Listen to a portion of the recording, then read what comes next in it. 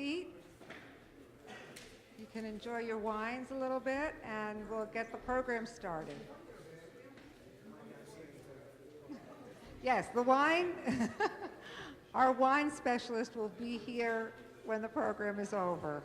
Actually, he's going to speak to you and tell you a little bit about the wines of Judea Samaria. So as we're taking our seat, I just wanted to mention that the death toll in Florida is now up to 17, and I don't really know what else to say about it, but it's something that it's just epidemic in our country at this point, and we just pray for everybody. So, good evening. I do know most of you, but in case we missed one another, I'm Judy Friedman-Kadish, Co-Executive Director of Americans for a Safe Israel. It's great to be here with you tonight. Before we get started, we want to make sure that everyone is clear about our next event, a demonstration. AFSI stands proud and tall, and we're unapologetic about our allegiance to Israel and her interests. So, we will be holding a rally on February 19th. I think you all have information about it. Ironically, that's President's Day, and Abbas's term ended in 2009, so go figure. But we'll be protesting the fact that not only was terrorist Abbas allowed to enter the United States, but he'll be eating up our tax dollars and have us eating our hearts out as he's welcome to address the UN Security Council the following morning. I've been reading about Putin and the Magnitsky Act. I don't know how many of you know about it, but just briefly, in 2016, Congress enacted the Global Magnitsky Act, which allows the U.S. government to sanction foreign government officials implicated in human rights abuses anywhere in the world. The sanctions include prohibiting entrance to the United States and use of the banking system. Who fits this description better than Abbas? Why is this act not being used to keep him out of the United States? I don't know, but that's another fight for another time. So please join us on Monday the 19th at noon to let our revulsion be heard. We already know we'll be covered by Al Jazeera. They called me to check on the time, and there should be much more press. So back to the series. We're excited to say that thanks to a 2-for-1 matching campaign that will be used for this and other programming, and thank you to all of those who participated, and the flexibility of the Westside Institutional Synagogue, we're going to be embarking on this series, celebrating Israel's 70th birthday, and because he loved Eretz Yisrael and Am Yisrael with all his heart, and because he was Herb, we dedicate the series to our founding chairman, Herb Zweiban. To the best of our ability, we will bring you a fascinating speaker along with other interesting presentations each month on or as close to the second Wednesday of the month. Each month we're in town. Just a little warning, in April we are in Israel and most likely will not have a program that month. Our mission as AFSI is to educate you about the real Israel, to debunk the lies of the mainstream media. We're bringing you the truth about the country we all love dearly. Ideally, you'd come with us on our Chazuk missions and meet people like Aharon, who travels with us, and learn with us there. But short of that, we continue to do our best to bring what we know to you and to get you out as activists standing for Israel. I want to just make a quick announcement. You all have, I think, on your seats, a notice about a National Young Israel dinner that's going to be held on March 15th at Terrace on the Park in Queens. And our next speaker, my co-executive director, and the person who's going to be introducing our main speaker this evening, happens to be one of the honorees at that dinner. We have a special AFSI price, and we hope that you'll join us. So, Mom, the floor is yours.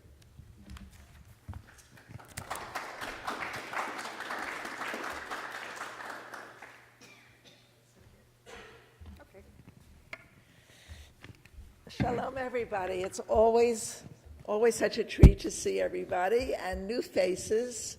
And I'd love, of course, everyone to introduce himself to everybody else, but we really don't have time for that. But perhaps when we're socializing afterwards, you can go over to people and say, hello and who are you? I'm so thrilled tonight to be able to introduce to you someone who's become such a dear friend, Aharon Pulver. He's the head of the Israel Independence Fund. And he'll tell you all about it, but it's about 10 years old. It's an umbrella organization that embraces all groups and communities and people and projects that really are off the radar for most people. And I know that with our Chizuk missions that are so extraordinary, so special, a lot of the reason that they are so special is that Aharon, who has found these little-known places and people, brings us to those places. He was the one who, maybe 4 or 5 years ago, said, I want you to come to South Tel Aviv. I want you to see what's happening in South Tel Aviv, and I want you to meet a young lady named May Golan. And because he said it, I said, okay. We took a whole busload to South Tel Aviv. Now, those of you who are following the news, you know what's happened there.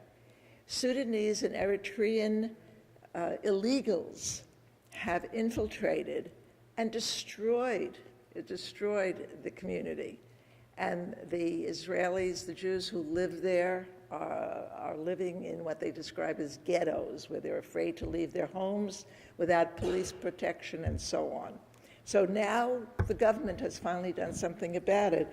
And Aharon just prepared, and I don't know if he planned to show this to you, but this is like a 5-page booklet with pictures of May Golan walking around the South Tel Aviv area with Bennett, with Bibi, with members of the Knesset, showing them what it's really like. So it's very easy to be the bleeding heart who says, "Oh, how can you get rid of migrants? We were slaves in Egypt. We were expelled from here and there." None of these things have any bearing on what the actuality is. So when you go there and you see it as we did, because of our own, then you can appreciate the severity of the issue.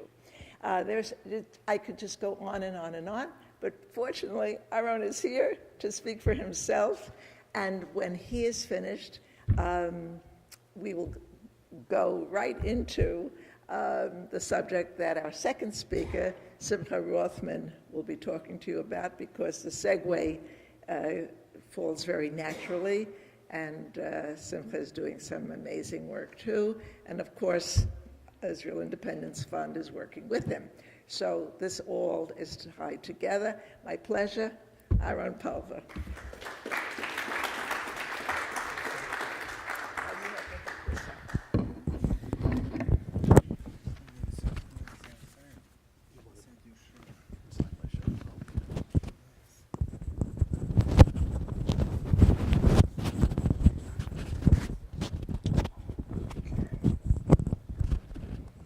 Wired up. So I feel like an undercover agent.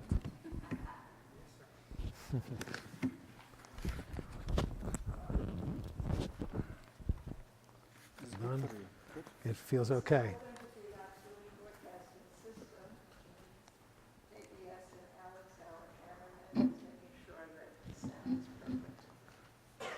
Erev Tov. Good evening, everybody. First, I want to thank. Oh, I have to use the mic as well. Okay, I need both. Okay, Erev Tov. Good evening, everybody. First, I'd like to thank. Okay, First, I'd like to thank co-directors Helen Friedman and Judy Kaddish for inviting me to address you this evening and for allowing me to also bring a dear friend, Simcha Rothman, who is a constitutional expert on what's going on in Israel today, and he'll be speaking to you about the Supreme Court and about constitutional law in Israel and things that are very germane to what's going on in Israel today. I was invited to speak to you this evening about thinking outside the box, and that's a very, very broad subject. So what we'll try to do is we'll try to bring that down to some practical issues that I'd like to talk to you about this evening. Clearly, when you talk about thinking outside the box, first of all, you have to define what's the box. The box is a very generic term, and it can mean just about anything. But I would like to think together with you this evening about a box that is actually a huge financial resource, and it's called Jewish philanthropy. Jewish philanthropy is easily defined by a well-known American expression that defined a very popular film in the United States. Jewish philanthropy can be defined as the good, the bad, and the ugly. There's a lot of good Jewish philanthropy out there. So when you donate to Israeli hospitals and ambulance services and some universities and schools and daycare centers and yeshivot and ulpanot, obviously you're doing a great deed, and that's very worthy. However, there's the bad as well. And the bad is giving hard-earned philanthropic funds to people who really shouldn't be getting them, to people who take 40% overhead, 50% overhead, and frankly, live very high off the hog. And then there's the ugly. And we see a lot of ugly these days in terms of Jewish philanthropy. I often say to friends, and I feel it's true, that if I came to the United States and I was raising funds for an early childhood center in an Arab village that is consistently anti-Israel and is run by the Muslim Brotherhood, I would probably have a much easier time than by raising funds for patriotic Israeli organizations, because American Jews, in a liberal demoniacal fury, would probably open up their wallets and be very generous to that, rather than think about the real needs and the true direction that Israel has to take as a Jewish and Zionist state. So when we're taking a look at the mass of Jewish philanthropy in the United States, which exceeds $700 million a year, if you divide it between the good and the bad and the ugly, you can only imagine how much is going to the ugly. And the ugly in Israel are represented by NGOs, Rabbis for Human Rights, Breaking the Silence, groups of that nature that actually work on a daily basis to try to destroy the de jure status of Judaism and Zionism in the state of Israel and the de facto status of Judaism and Zionism in the state of Israel. So we have an absurdity in Israel today where massive amounts of Jewish philanthropy from the United States, primarily through organizations like the New Israel Fund, but also aided and abetted by many, many local federations throughout the United States. By the way, all you have to do is take a look at the Jewish Federation of San Francisco and where their funds go, and you'll get a good idea of how bad the ugly really is.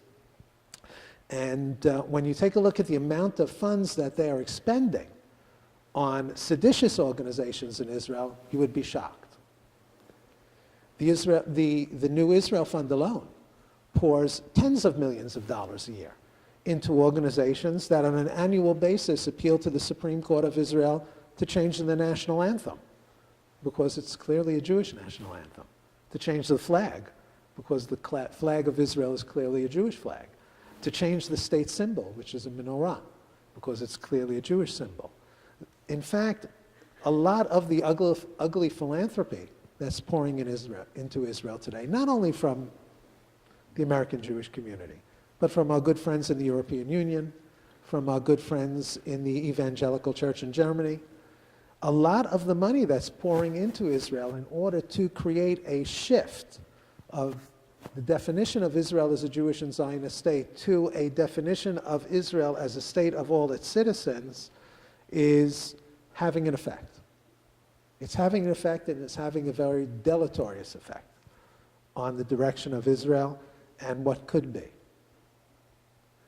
The Israel Independence Fund was founded in 2007 not to deal certainly with the good, not even to deal with the bad, but to deal with the ugly, in order to try to create a platform that would allow for the incubation of organizations in Israel that would not only address the most burning issues in Israeli society, which have a direct relationship to the direction of Israel as a Jewish and Zionist state, but would also fight back on the ground against the seditious work that's going on in Israel that's funded from outside resources.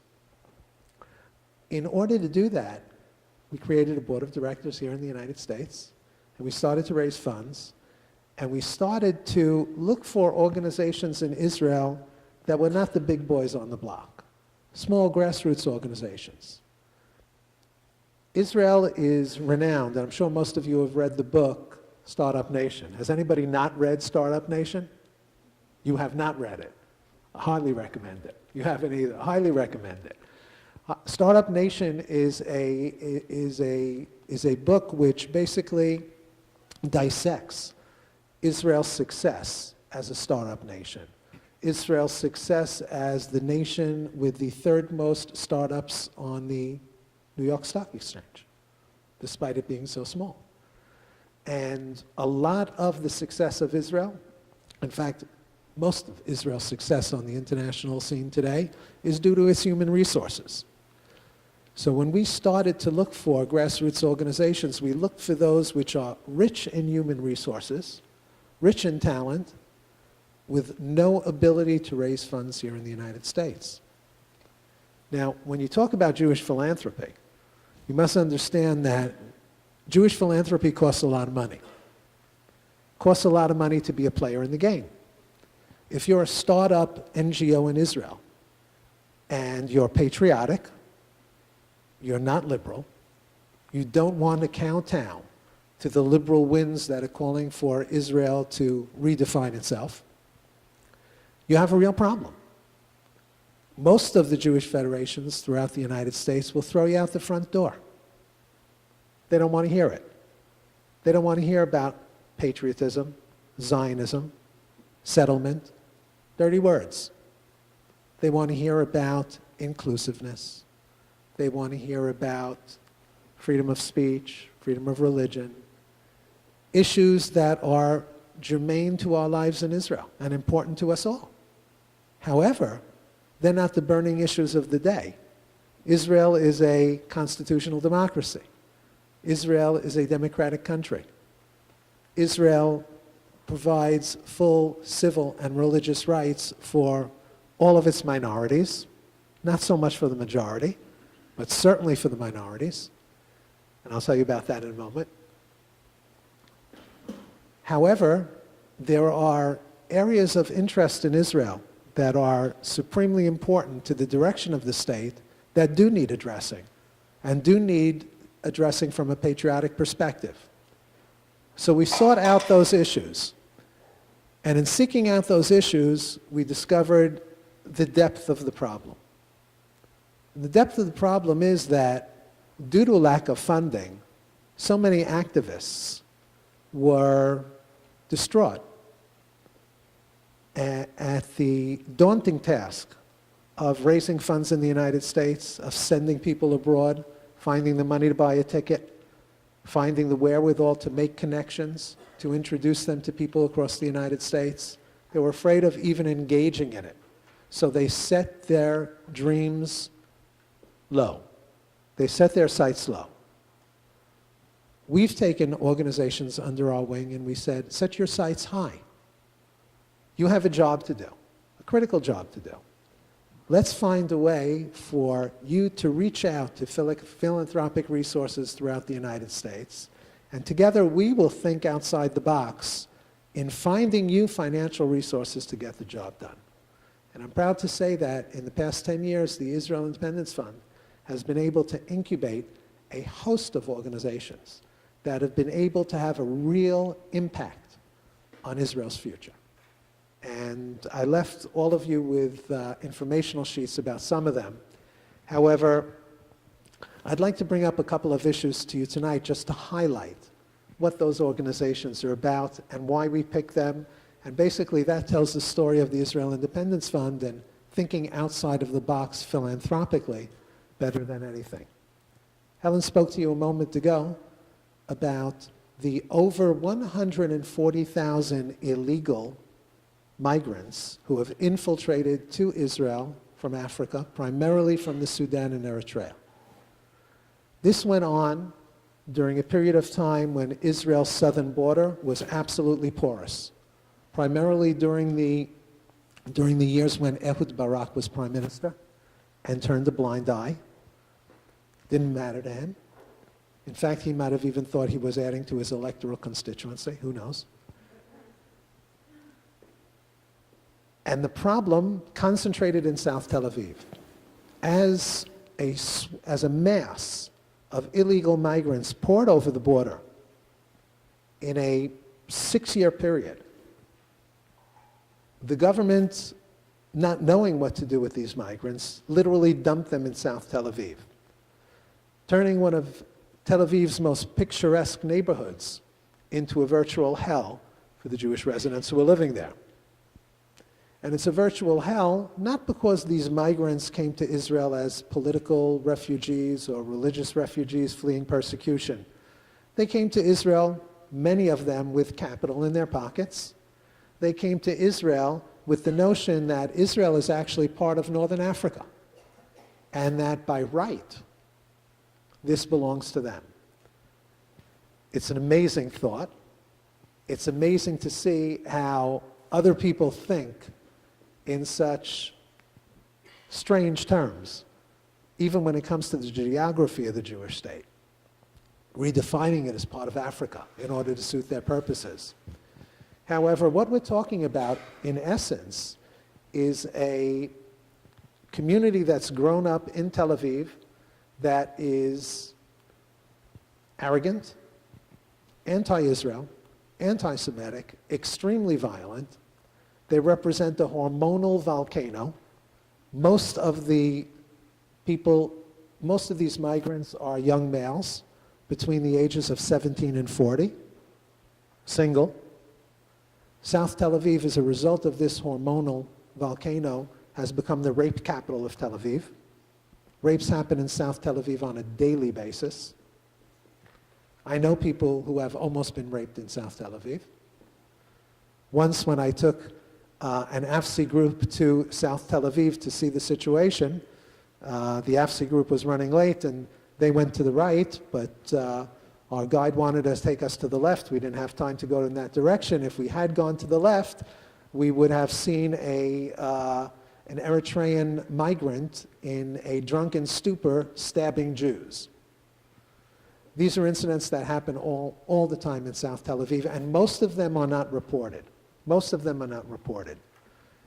Now, Israel is now a battleground over this issue, because despite the fact that the government and Israel's extremely liberal, extremely activist Supreme Court have come to the decision that these people are really not refugees by any international standard and can in fact be repatriated to their continent, the continent they come from, the left, the extreme left, in your community, in Europe, across the United States, across the world, is now accusing us of being a racist society because we want to repatriate them to their own continent, despite the fact that they should not be in Israel for a host of reasons. The temerity of calling Israel a racist society over this issue, when Israel is in fact the only nominally white society in the history of the world that has invited an indigenous black rural population from Africa to join us as brothers. Isn't it Israel that sent Air Force planes in the middle of a civil war to repatriate African Jews to Israel? Isn't it Israel who integrated them as best it possibly could with meager resources? Isn't it Israel who sent its service people on boats and submarines to extract them when the Air Force couldn't get there? Isn't it our secret agents who met them in the desert when they were walking through Sudan to bring them home? And when they came home, didn't they get heroes' welcomes? for walking through the desert? Weren't they considered real heroes of the Jewish people? To this day they are. Israel is perhaps one of the least racist societies in the world. Nonetheless, we're faced with a real threat. And the threat is that within the heart of Tel Aviv, we now have a community that is clearly anti-Israel, clearly anti-Semitic.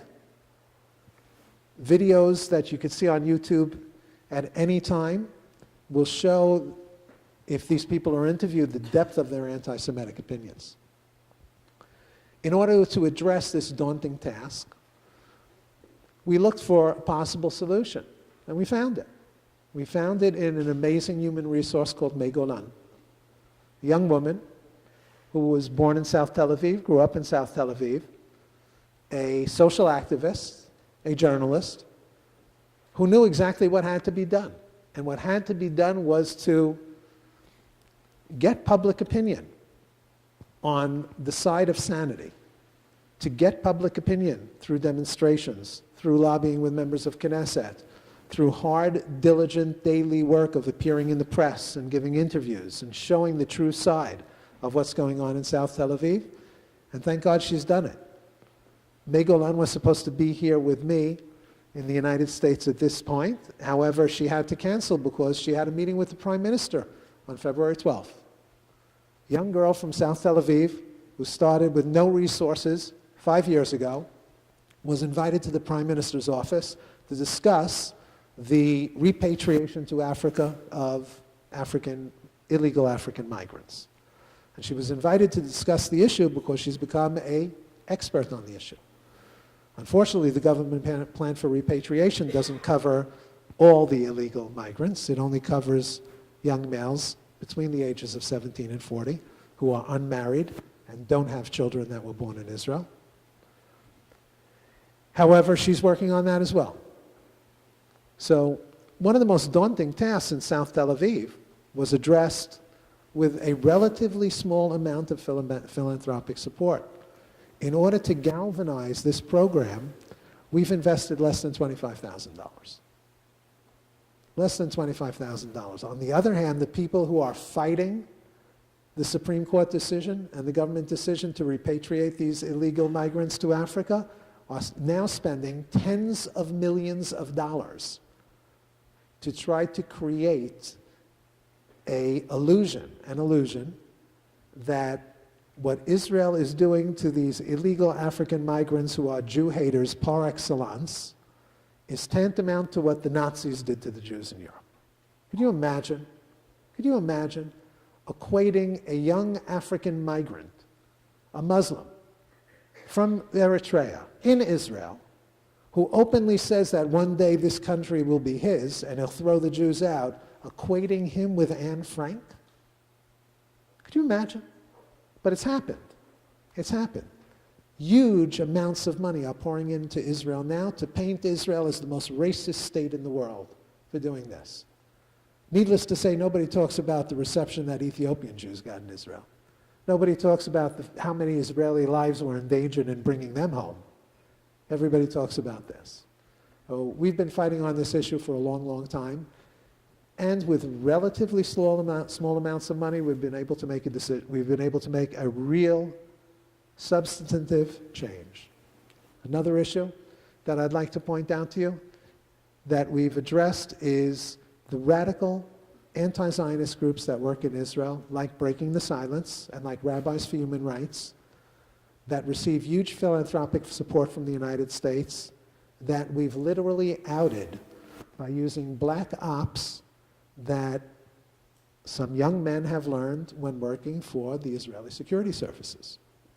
It's long been known in Israel that seditious groups like Rabbis for Human Rights, which is supported primarily by the Reform movement here in the United States, have been working together with the Palestinian Authority, with Palestinian security agencies, with terrorist organizations, in outing Arabs who are willing to sell land to Jews. Now, it's no secret, and I'm sure you all know, that in the Palestinian Authority, in the Hashemite Kingdom of Jordan, and in other Arab states, it is constitutionally mandated that if you sell land to a Jew, you receive the death penalty.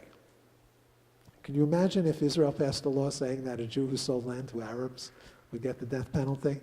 But the Palestinian Authority has that law on its books. The Rabbis for Human Rights made a career of outing Arabs and turning them over to Palestinian Authority.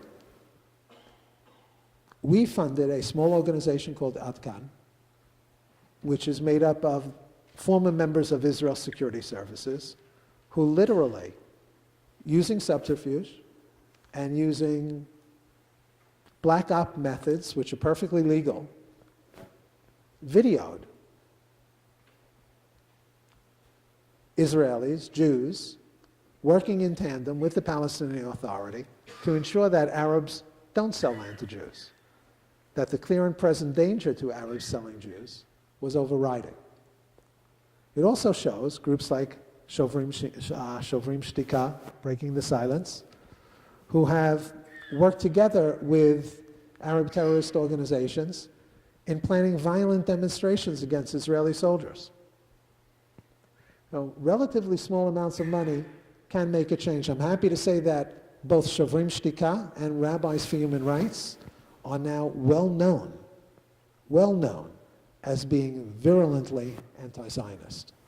They can no longer work under the pretense of being Israeli, bona fide, Zionist.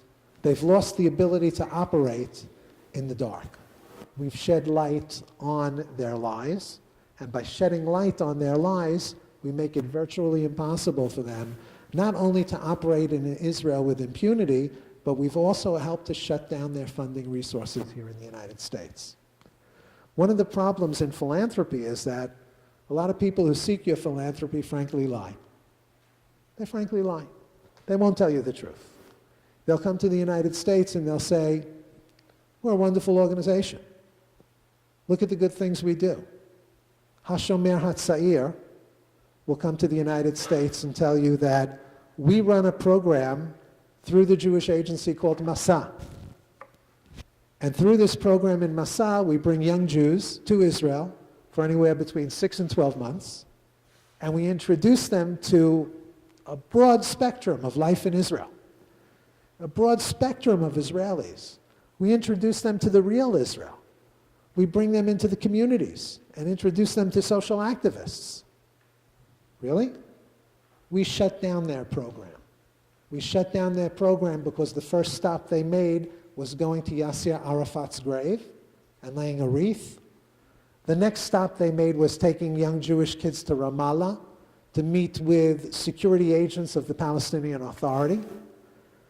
After that, they took them to Birzeit University to have conversations with Palestinian students about how to break down the walls of Zionism and break down the apartheid wall. That was a program that was being funded by the Jewish agency. That was a program that people were raising funds for through Jewish federations here in the United States.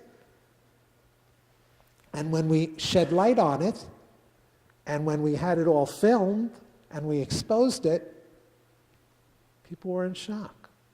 Natan Sharansky said, this can't be happening. This is not happening under the watch of the Jewish agency, but it was. He shut it down. To his credit, he shut it down. But frankly, he should have known about it in the first place. So by shedding light on philanthropy, on the bad and the ugly, not on the good, together we're thinking outside the box. That in and of itself is thinking outside the box, but pinpointing small Israeli NGOs like Adkan, like May Golan and her organization, which is called Ha'ir Ivrit, the Hebrew City. By pinpointing organizations like that, we could get the job done, we can ensure Israel's future, and we could secure Israel's tomorrow, and we could do it today by working together, using philanthropic sources and putting them where they should be put. I often say that if the Israel Independence Fund had the resources of just one Jewish federation in the United States, we'd be able to make a significant difference immediately in what goes on in Israel and how Israel looks and how Israelis view things. Give you a another short example, and then I'd like to introduce the second speaker. Previously, I said that Israel is a vibrant democracy where the rights of minorities are guaranteed, but not so much the rights of majority. And in that statement, I'm referring to the lack of Jewish civil and religious rights on the Temple Mount. How many of you have actually been up to the Temple Mount? For those of you who've gone up to the Temple Mount, haven't you felt second-class citizenship? Haven't you felt that you were profiled by the Israeli police, that you were put on a second line, and then you received special attention? And then when you walked around the mount, you were followed by Arab agents of the Hashemite kingdom, and that you were not allowed to pray, you were not allowed to move your lips, that you were limited to only 3 hours a day when you could go up to the mountain, and that's only limited to 5 days a week. There is no such thing as Jewish religious and civil rights on the Temple Mount. Most recently, we submitted 2 Supreme Court appeals to Israel's Supreme Court. One is pending, and one we lost. The one we lost on January 18th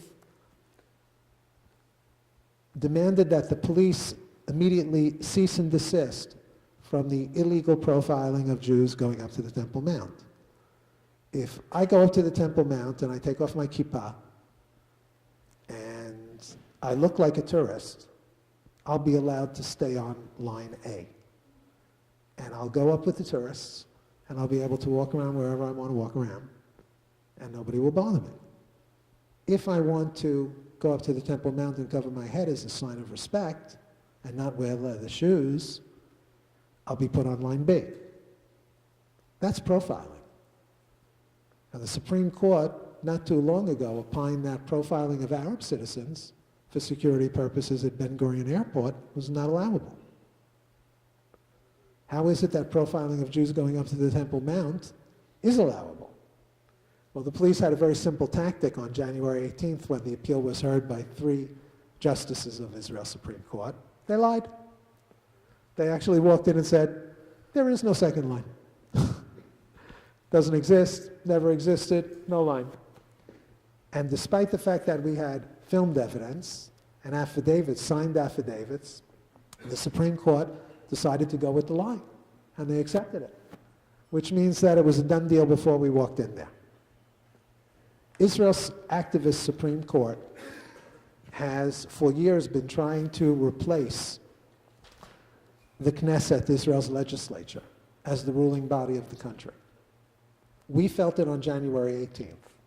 We'll probably feel it in our second Supreme Court appeal, which demands that the Israel Maps Authority find the lot and parcel number to the Temple Mount and register the lot and parcel number in the name of the Jewish state. We'll probably lose that one too. And we'll probably lose it because the cards are stacked against us. One of the issues that's primary in winning or losing a case is who sits on the bench. When we walked in the door, we knew that we had the 3 most radical left-leaning judges sitting on the case. How did that happen? How come we didn't get the 3 most conservative judges to sit on the bench for that case? It was predetermined. It was predetermined that we lose. How does that process take place? One of the major issues that we're facing today in terms of a real constitutional crisis in Israel is what's going on with our Supreme Court. How is it that they see themselves as the arbiter of what goes on in the country and don't understand the limits of their reach and actually try to take the rights of the legislature and use their own power to rule? It's a serious question. So without going into all the organizations that I've provided you with and listed for you, I'd like just to tell you that in the work that we do in Israel, a lot of what we do is trying to anticipate what the enemy is going to do. It's a simple military principle everybody learns in the IDF. You've got to think about what the other side's going to do. You've got to anticipate where they're going to punch. It's like a boxer in the ring. And As we're boxing in the ring philanthropically, we note where things are going. We note that George Soros, who funds Black Lives Matter, is paying them to come to Israel to try to create a wedge between Ethiopian Jews and the rest of the country.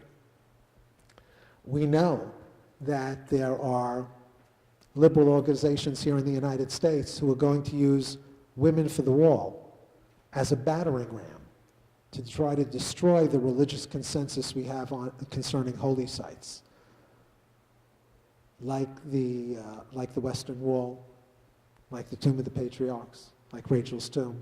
They're going to try to break everything down. And they're going to try to create a egalitarian Israel, as they call it, that we'd find unrecognizable. We're trying to deal with all these things in our way by pinpointing organizations that work in order to ensure Israel's Jewish future. Simcha Rothman, who's joining me this evening to address you, is a brilliant young attorney. And considering the activism of the Supreme Court, and considering the direction the Supreme Court takes in too many cases, the Israel Independence Fund decided to support a unique organization that Simcha and some of his colleagues founded called Meshilut, the Organization for Governance, Proper Governance, because they have an ability, a unique ability, to discern exactly what the court is doing and to investigate how the court does it, and to work together with the legislature, with the Knesset, with members in the Knesset who are key figures in trying to roll back the activism of the court and return the power of the legislature to the legislature to get the job done. So perhaps we should, if there are any questions, I'll take one or two questions now. Okay, I'll take one or two questions and then Simcha will take the floor. Yes? I'm trying to infiltrate Soros, his so-called open society, which as far as I can see is a criminal institution. But I don't know, I'll be thrown out clearly the minute I open my mouth. But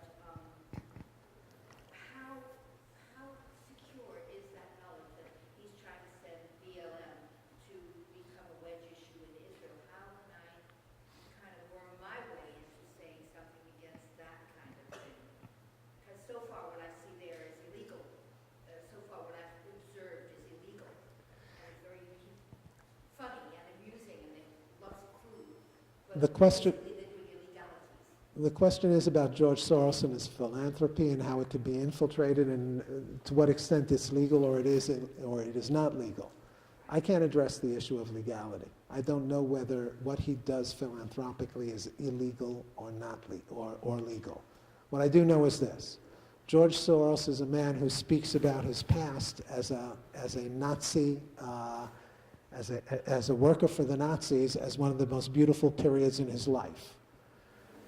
If I remember correctly, and I may be incorrect, George Soros at one time as a young man worked in pinpointing Jewish properties to Nazis so those properties would be confiscated.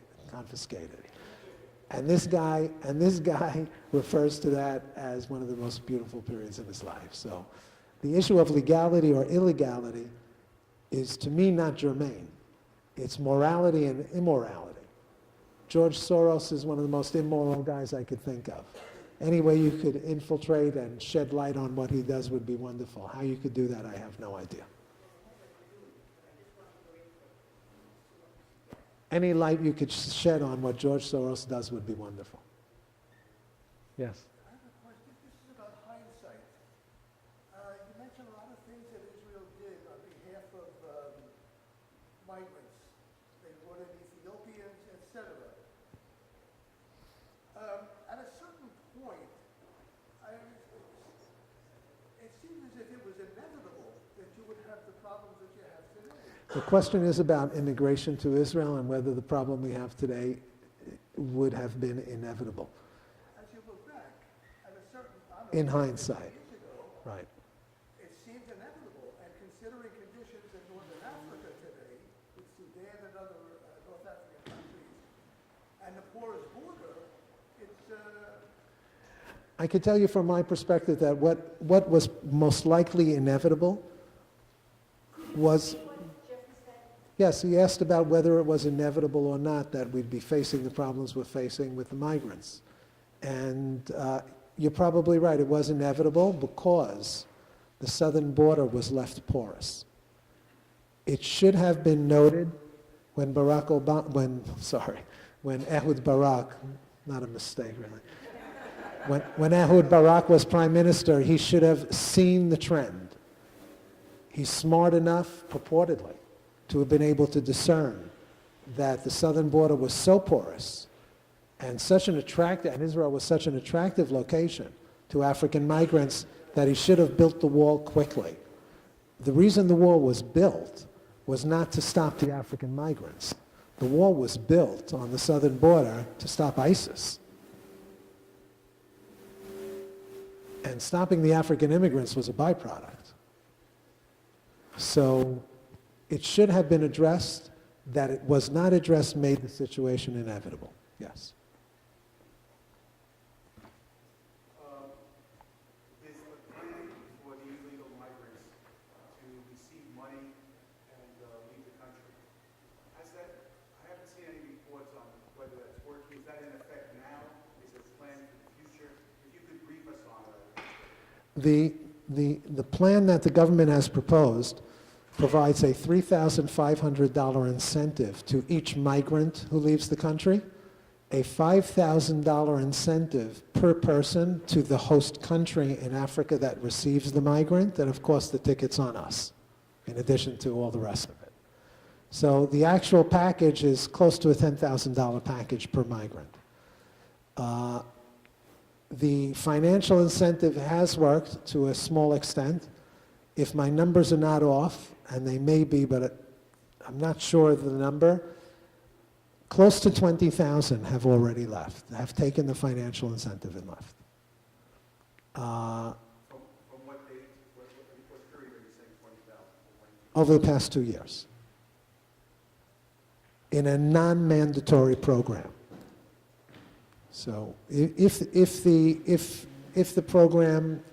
people refuse the deportation orders that they're being given, and 40,000 deportation orders have already been issued, if they refuse and go into hiding and play that game, then I believe there'll be no financial incentive.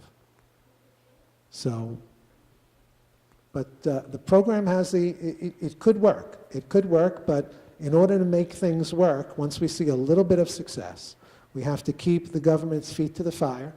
We have to keep up the social and the political pressure and let the government know that this is really the will of the people.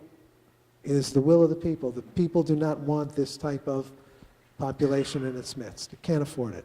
Israel has a historical purpose to fulfill, and it cannot fulfill its historical purpose if it's inundated with Muslim migrants. Just not going to happen. Last question, please. I was under the impression that the migrants are not Muslim, but that being said, I understand that the Trump administration is working on something where these migrants will be treated by the UN, and the UN will be forced to no longer accept only Muslim migrants to America. So there's a mechanism to bring these people from Israel through the UN, not all of them, a percentage of them, because of President Trump, to bring these people through the UN and qualify them as asylees in the United States. So there is some hope, thanks to the hand of God placing Donald Trump in the White House. Anybody else have a question? Last question. Without further ado, I'd like to introduce you to Simcha Rothman.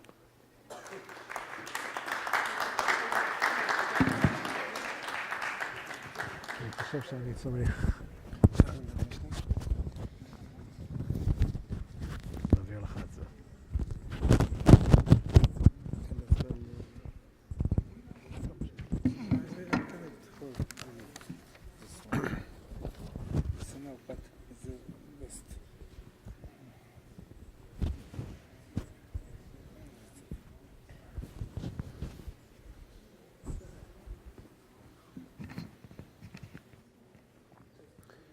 Thank you very much to Aharon, to Helen, to Judy, to everyone that invited me to speak today.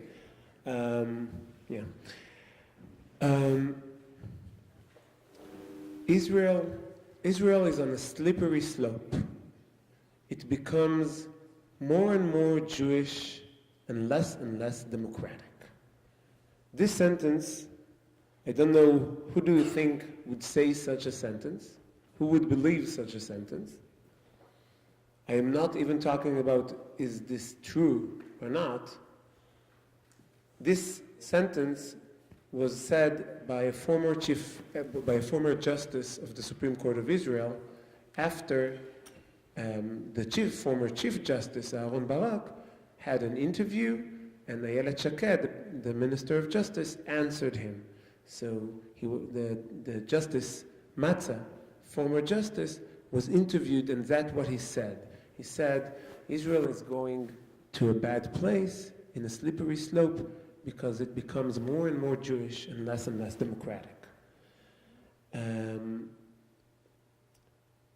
Once you understand that this is the notion the Supreme Court in Israel was acting and thinking for the last 30, 20 years, you can understand a lot of the issues that Aharon spoke about. Because someone said here that it was inevitable because there were no, the immigrants will come through the no border in the southern part of Israel. But it was inevitable. It wasn't inevitable. It could have been prevented. And the government of Israel had many other solutions before investing millions and millions, billions of shekels in building a wall. Our wall is shorter. But before, there was all kind of legal mechanisms to send them back, the people that come immediately, to stop them at the border, and that was very effective. But the Supreme Court canceled whatever the government tried to do for 10 years. Whatever the government tried to do, the Supreme Court canceled. The Supreme Court canceled it because it had appeals and appeals and appeals, more and more and more, funded by foreign funding, some of it by countries in the EU that doesn't want those immigrants coming to them, so they want them to stop at Israel. But the Supreme Court played a very important part in bringing those people to Israel, or not stopping them at the borders. Why? Good question. Because Israel is on a slippery slope. It's becoming more and more Jewish, and it's very, very frightening for the Supreme Court judges. I know it's a terrible thing to say, but that's what he said on the radio. It's the quote. I did not make this quote up. Because that's, now, I would say that's what he thinks, and that's what many judges, former judges, and sitting Supreme Court judges think. But what they actually think is Israel is running away from our control. That means it's becoming less democratic. That means it's becoming more Jewish. And that is very, very frightening. So you bring people that will cancel the effect of the public in Israel becoming more and more connected to his Jewish heritage. You bring people that will open churches and mosques in southern Tel Aviv. That can solve part of the problem. You allow, through different mechanisms, the right, quote unquote, right of return of the Palestinians through marriage.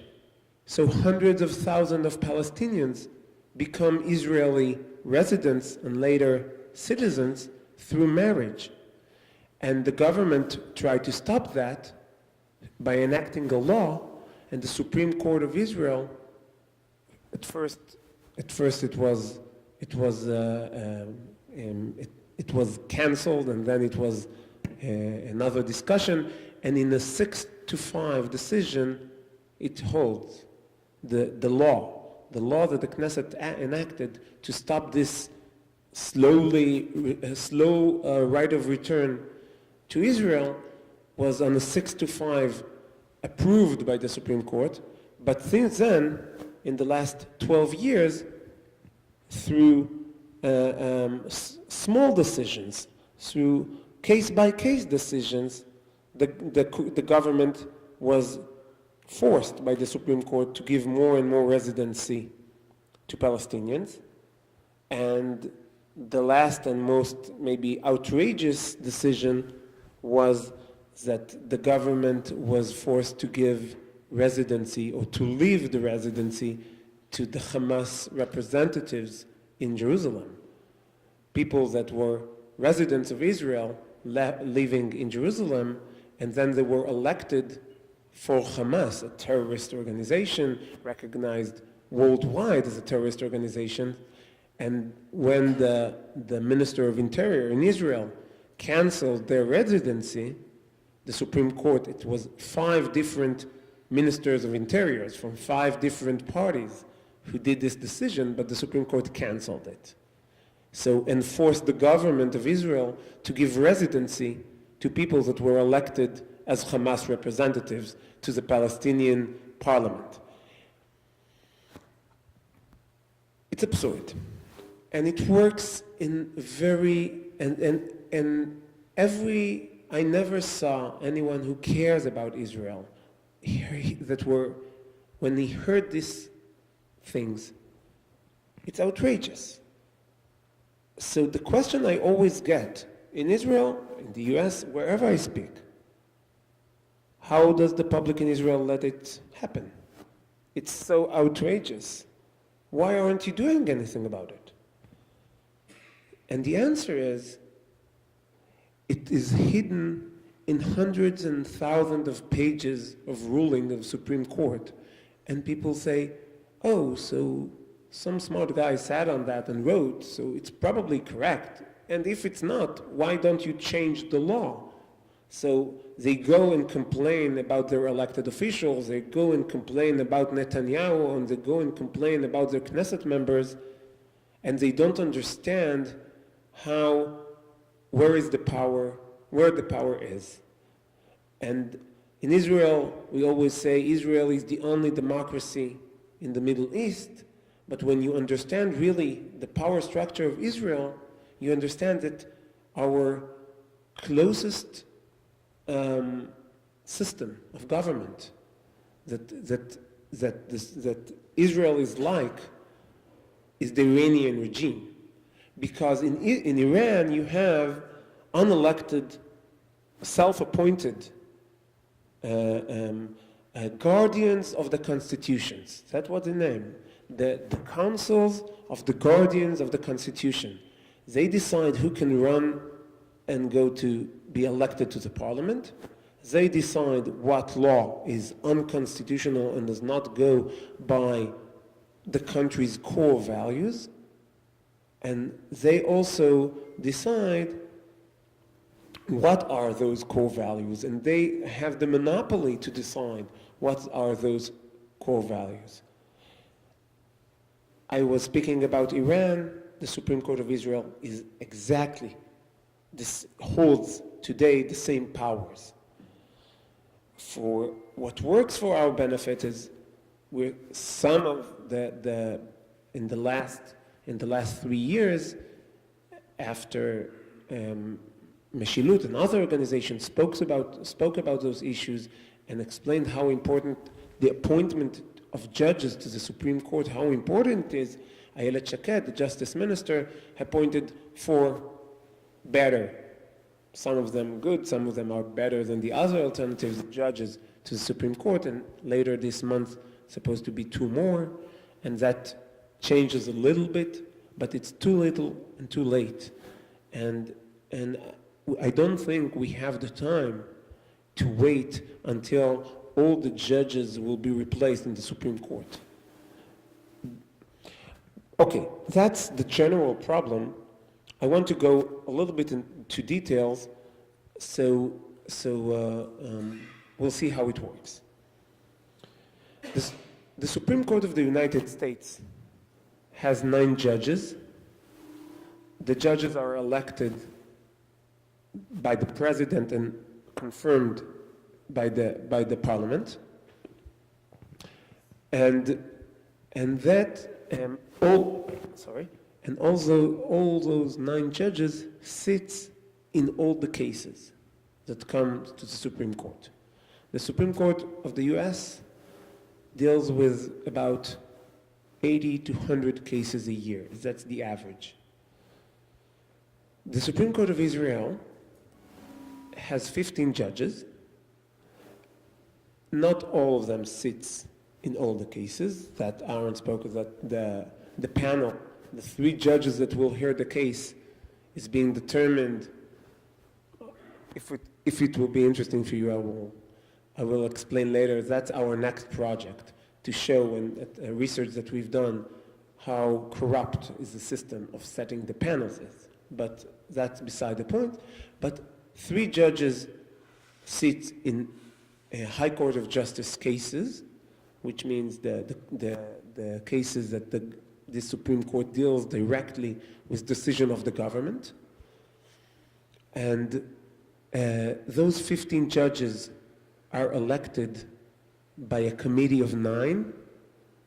In the committee of 9, the public, the elected officials, are 4. So the public is a minority in the committee that appoint the judges, and that's, in the best case scenario, which happens today, the public has the coalition, the majority of Israel has 4 out of 9, which means that the judges, 3 Supreme Court judges, and the bar, two members, has basically the power to appoint whoever they want to lower courts. What saves us is to appoint to the Supreme Court, you need to have 7 out of 9, which means the judges have veto and the politicians have veto. So, but the fact that judges, sitting judges, has veto on the question who will be the next Supreme Court judge makes the court self-perpetuating, self-appointed, and the change there does not reflect the change of values, if any, and the values that they try to impose on Israel are not the values of the people of Israel. I will get to that, but you know what? I'll open it to the public. How many cases you think the Supreme Court of Israel? I just want to remind you that the U.S. has about 300 million people. Israel has about 8 million.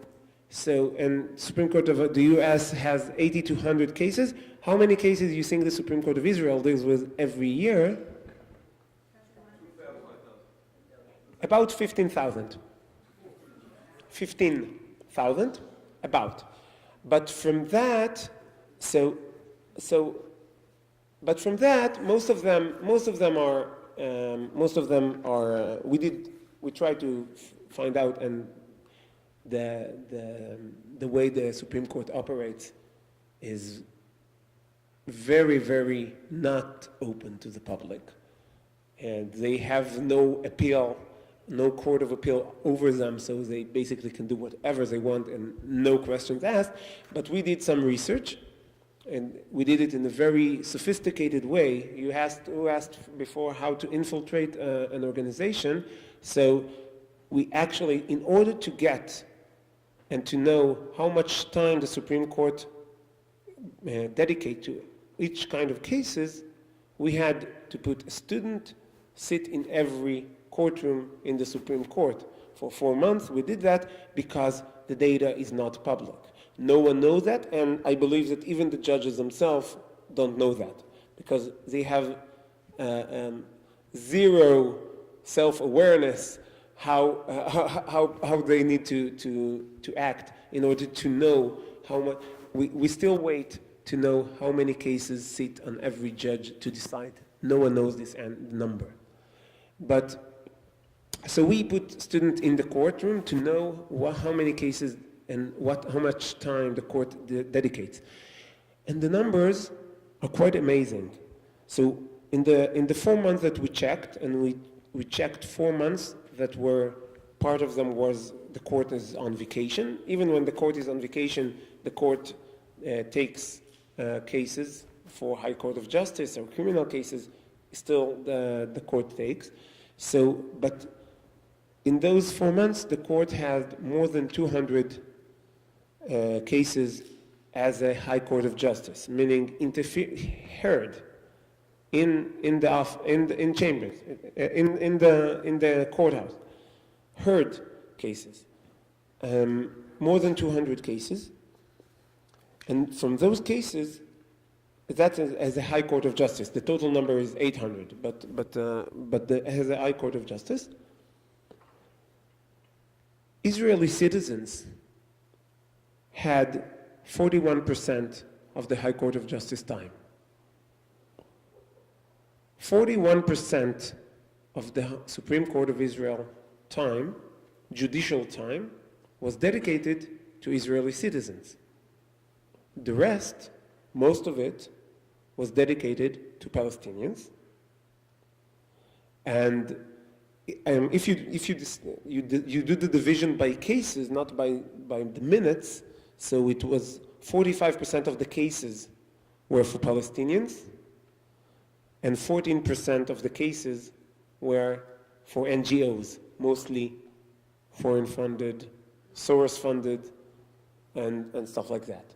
If you look at the time, the numbers, the division between NGOs and Palestinians change, but what stays is that Israeli citizens get 40% of the Supreme Court time. So, and that's the way the Supreme Court changes on a step-by-step, case-by-case, the ruling of Israel. Who rules Israel is the Supreme Court on a case-by-case. And the Supreme Court has no limit in what he heard. Israel is the only country in the world that the Supreme Court sits as a first instance and doesn't have a demand for standing. It takes cases when the people have no legal standing, when they have no interest. You don't have to show that you have an interest, personal interest, in the case. So that way, people appeal to the Supreme Court on the gas deal. On the gas they found in the Mediterranean, people appealed, oh, you don't charge the right number. So that made Israel energy dependent on one source for many, many years because it was delayed by the Supreme Court. That the way people appealed against don't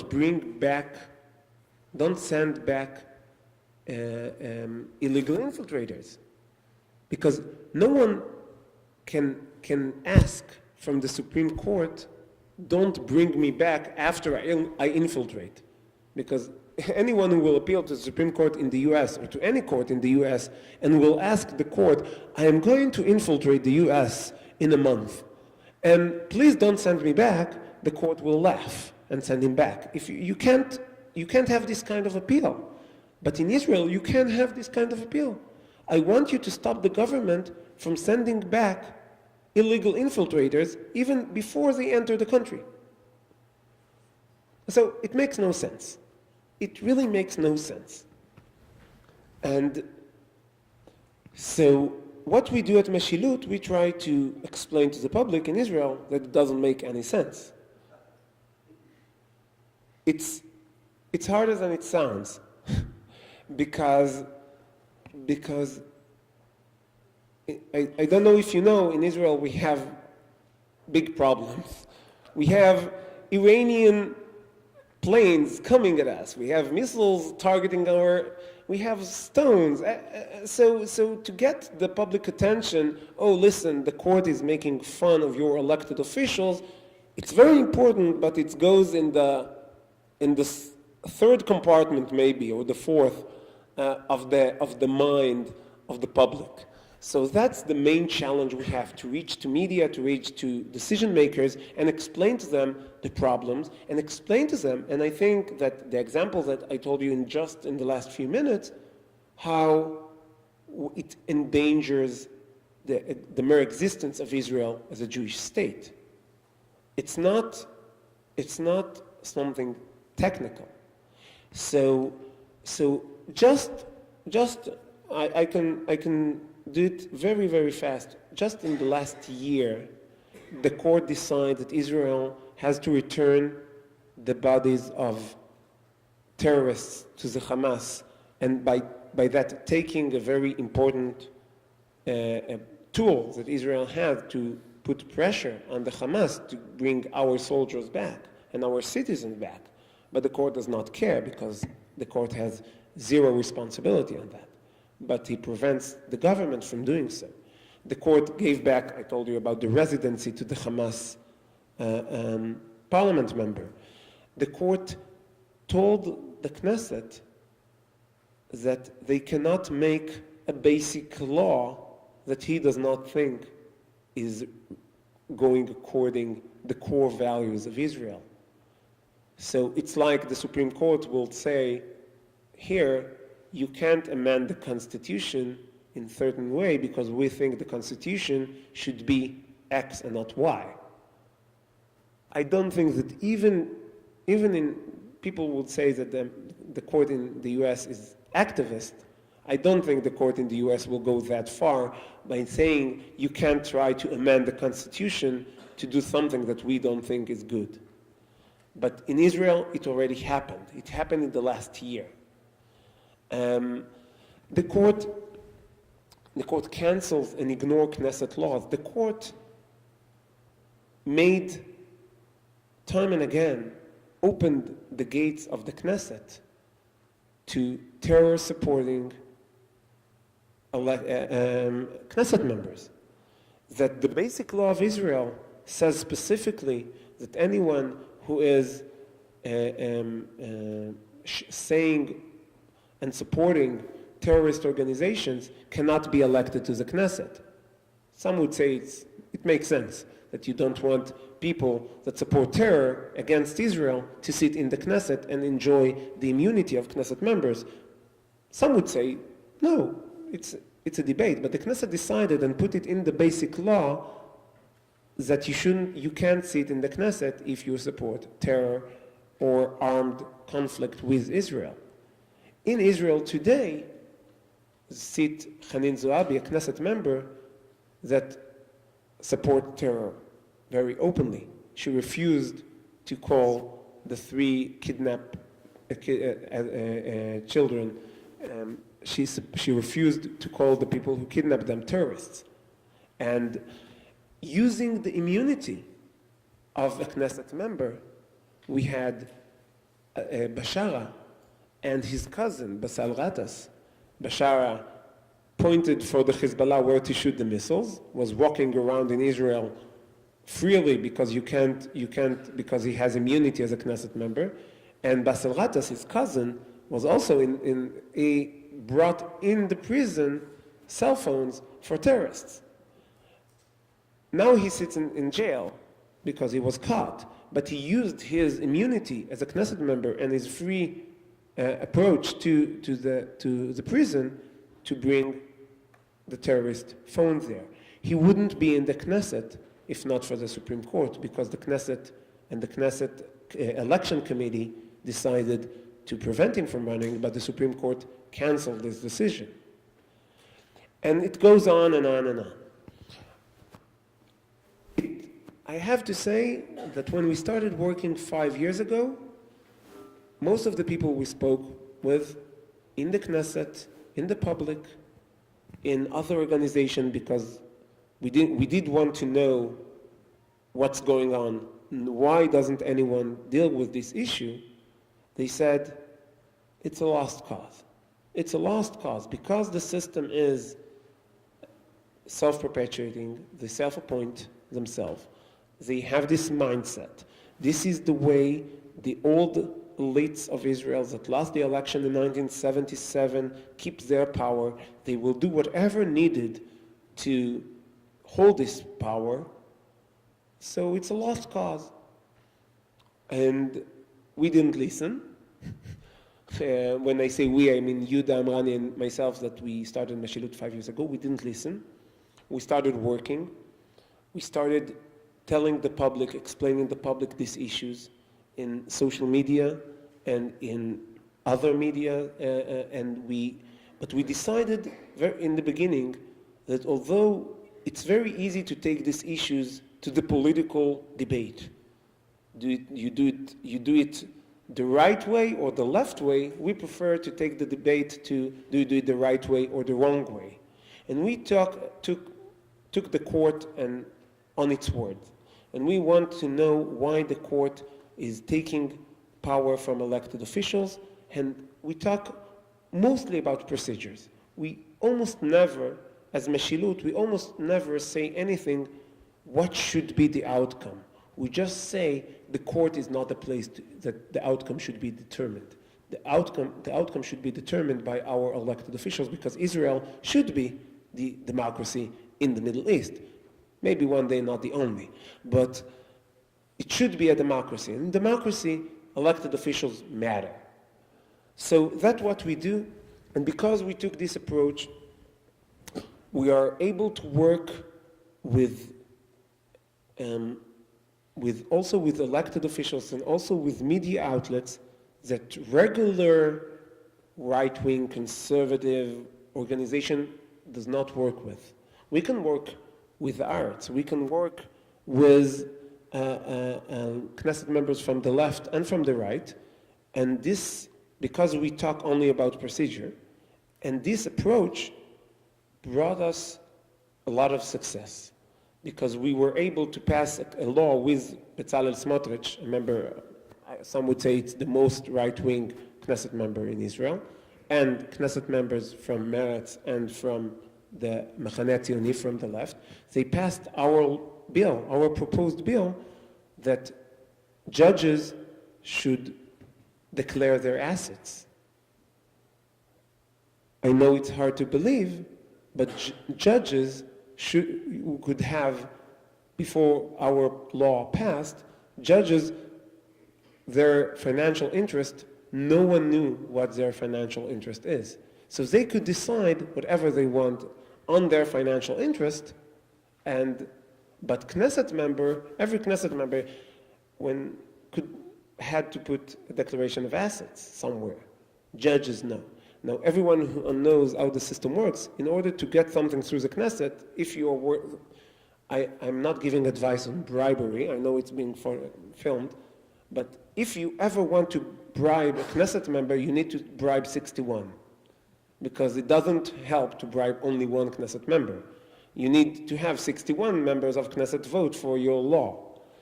But to bribe a judge, you only need one.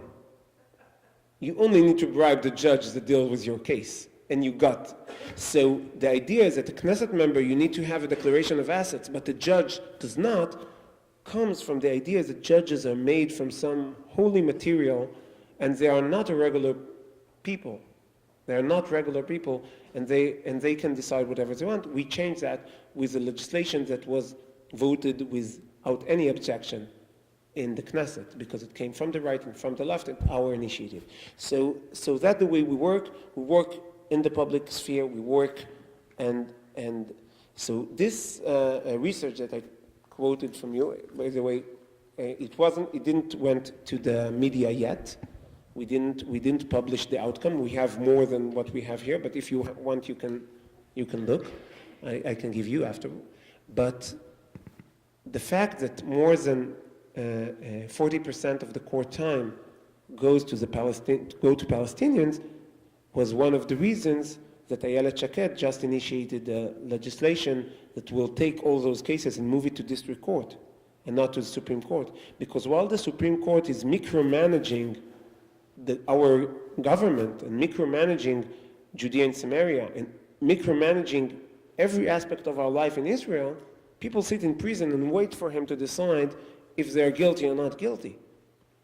The Israel doing business index is going down because if you have a contract and someone breaks a contract with you, it takes you 10 or 12 or 15 years to go up the system in order to get a verdict, because the Supreme Court is very, very busy in dealing with issues that are none of his business.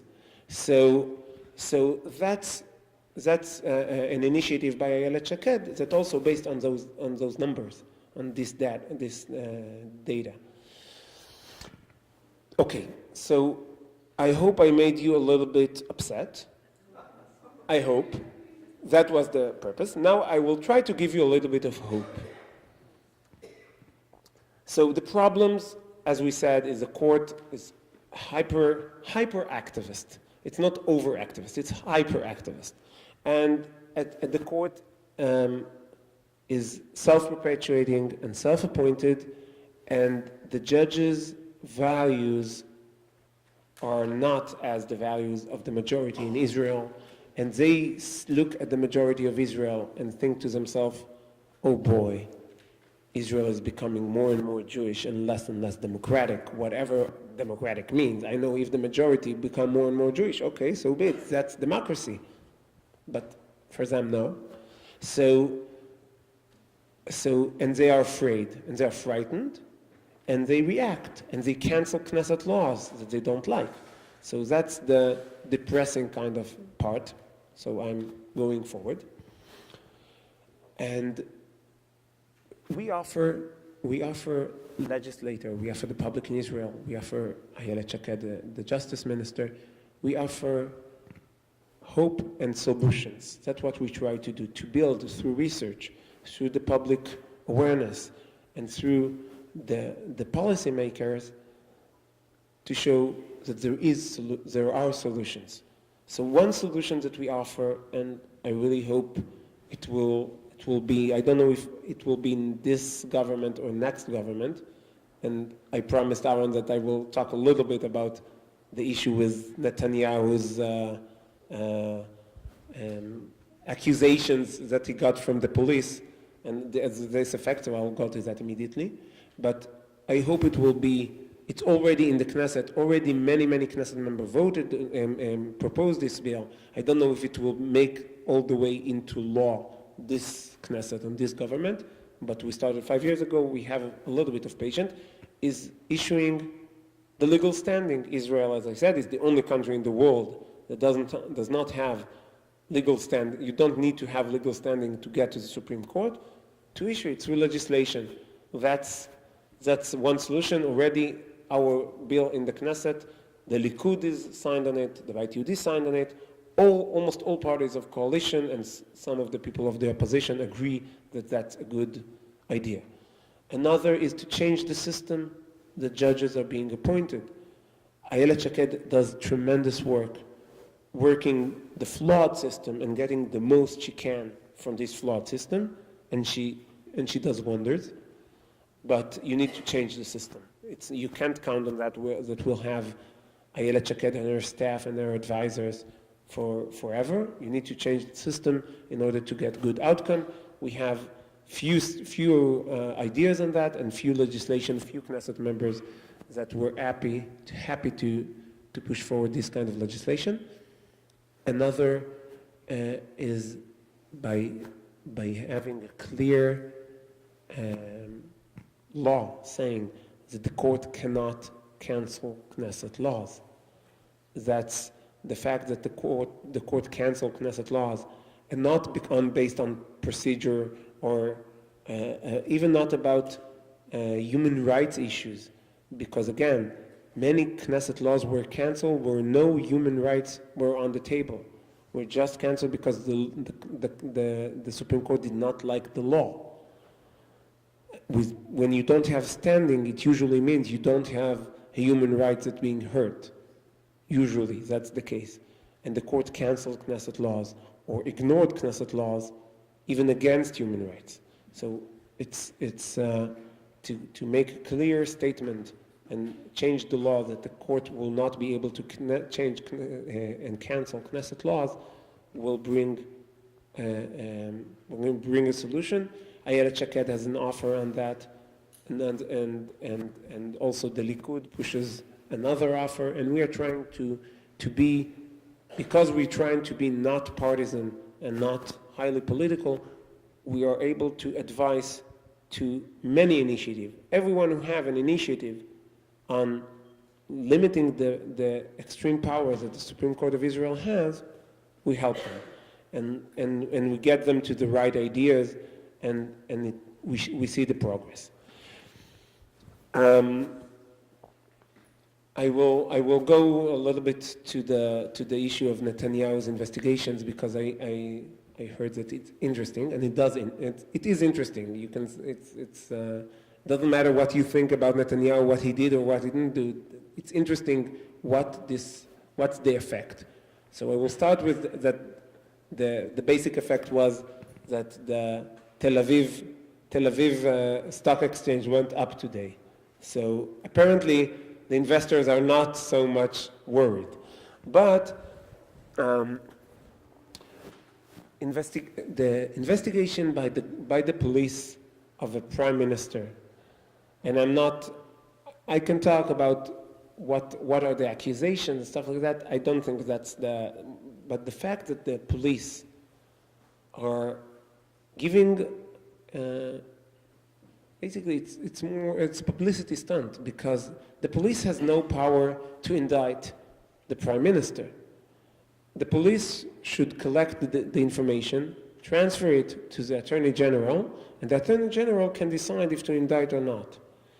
The fact that the police manages this investigation in the media, and for 2 years already, it's a big threat on Israel democracy. Because you let the police, and it's not like here that the Senate or the House appoints a special prosecutor or a special investigator, and that is appointed ad hoc to check one thing. The police checks more and more and more and more and more. Most of them it's nothing, and then it makes the atmosphere change. Even that, despite the fact that Netanyahu was not being indicted yet in anything, people already talk about his guilt. So we decide first if someone is guilty, and then we decide if to indict him. I don't think that's the right order of things. But it's interesting to see that in this interview I told you about, the interview of Aharon Barak, when he was interviewed in Yediot Achronot 2 weeks ago, he said, if and when Mandelblit, the Attorney General, will decide to indict Netanyahu, he will also decide if Netanyahu should quit because he indicted him. And if his decision won't satisfy someone, the final decision will be in the Supreme Court. That's what Aharon Barak said. The only problem with that is that there is in Israel a basic law that says exactly the opposite. And you would think that Aharon Barak, who was the Chief Justice, would give any account to what the law says. The law says that a prime minister ceases to be prime minister when he's exhausted all the appeals on his final verdict. If the court decided that he's guilty in a very in specific in what was the term you told me because I don't think you have it in the U.S. but what the moral turpitude. If so only with this the court have to decide he's guilty, that his guilt is with moral problem, and it has to be final, after all appeals were made. Then he stops being a prime minister. Before that, only the Knesset can decide to fire him because of his immoral or whatever, but the Knesset can fire him anyway. If you have 61 members of Knesset who doesn't want the prime minister to be prime minister, he won't be prime minister, doesn't matter the reason. So basically the law says only final verdict, that it's not impeachment even, the final verdict basically by the Supreme Court, but final verdict of his guilt. And the Supreme Court already, the former Chief Justice already announced that he's going to ignore the law. So that's kind of the problem, and that's the problem that I'm speaking about. The problem that unelected officials in Israel, Supreme Court, Attorney General, the police chief of staff, think that the government needs to work, the elected officials in the government need to work for them, not the other way around. And this problem is across the board. One of the issues that Netanyahu is being accused of, that he gave the guy who gave him present, he gave him something. And why does the police think he gave them something? Because he wanted to push forward the legislation that the professionals in the Ministry of in the Treasury did not like. I thought that you choose people and elect people so they would think about what the professionals tell them and make the decision themselves. So the fact that he did made the decision not like the professionals, it's not a crime. That's what he is elected for. If I wanted to have bureaucrats ruling me, I would either choose the bureaucrats directly or I won't have a democracy. So the idea is that the unelected system of Israel are fighting hard anyone who tries to stop them from ruling Israel. Either it can be the Supreme Court, it can be the Attorney General office, it can be the police, it can be the media, it can be the academia. And this battle is hard. We need many fights. Aharon, the list of the organizations that Aharon gave you, each organization fight this battle in the specific area, but all of them together can work and change and bring Israel really to be on the slippery slope upward, more and more Jewish and more democratic.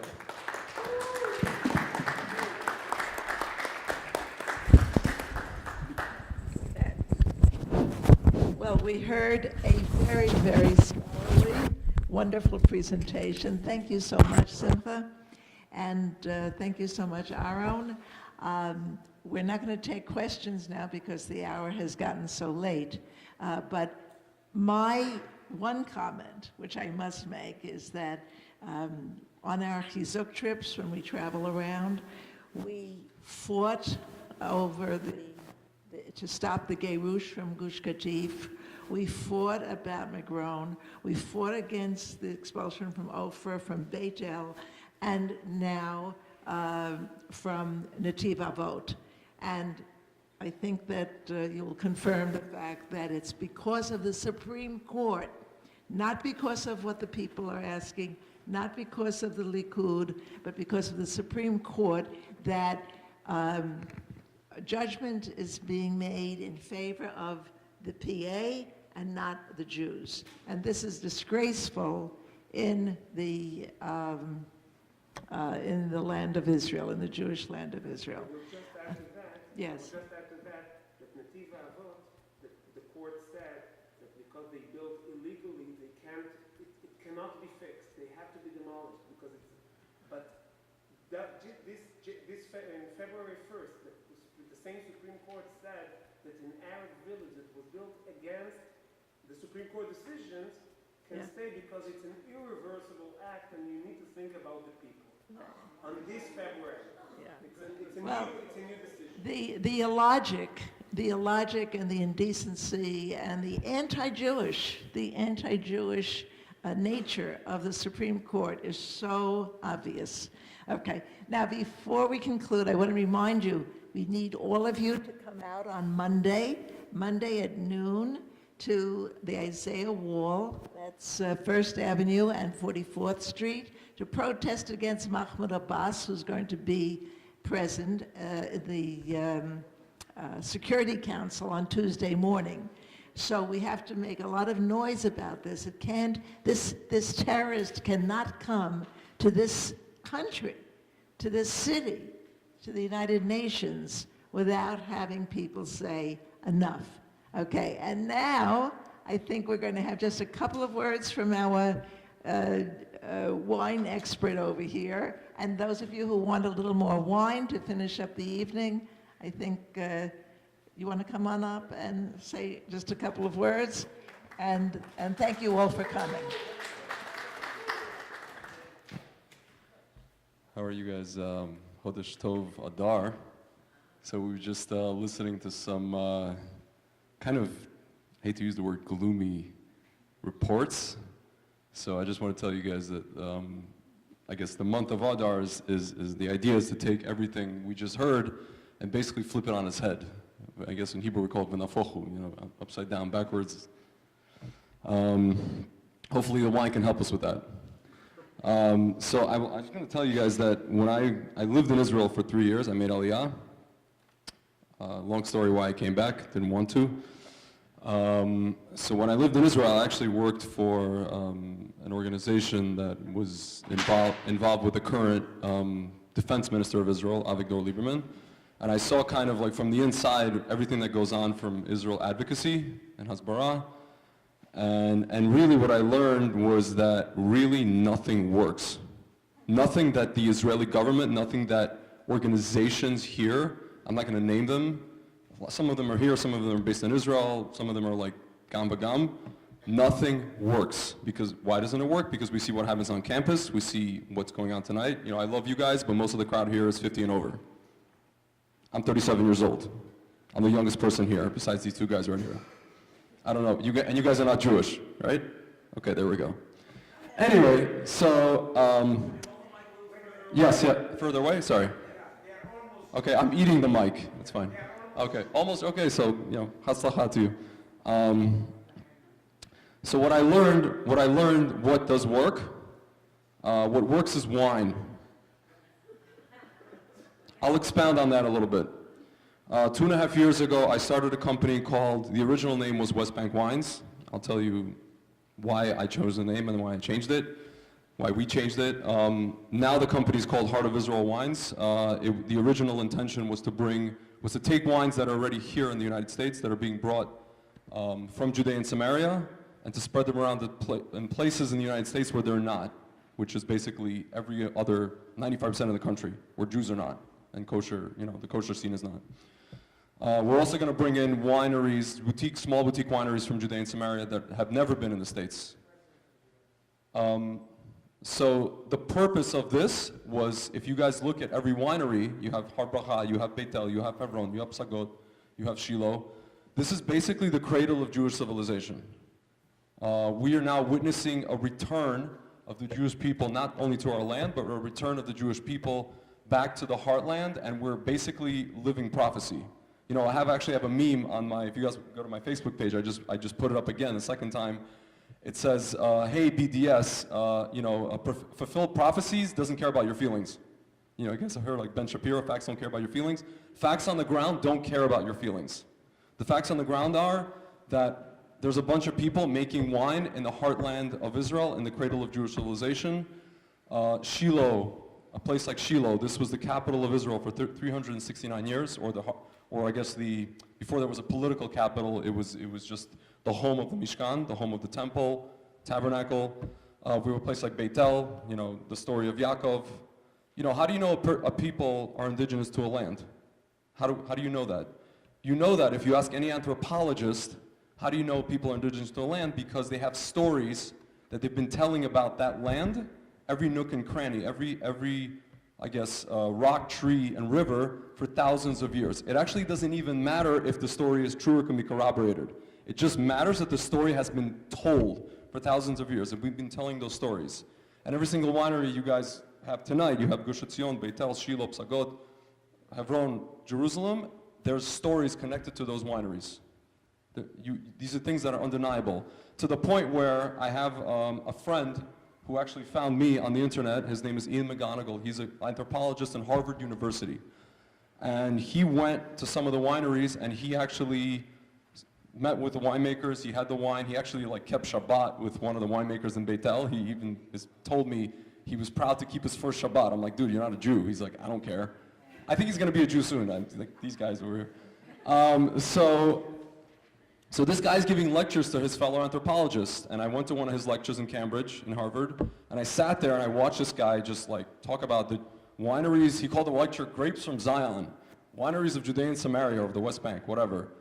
And some of these people were like, they can't deny the facts because they're anthropologists, but they could kind of use their lashon, their terminology, to kind of slip in there, the Zionist enterprise or the settlement enterprise.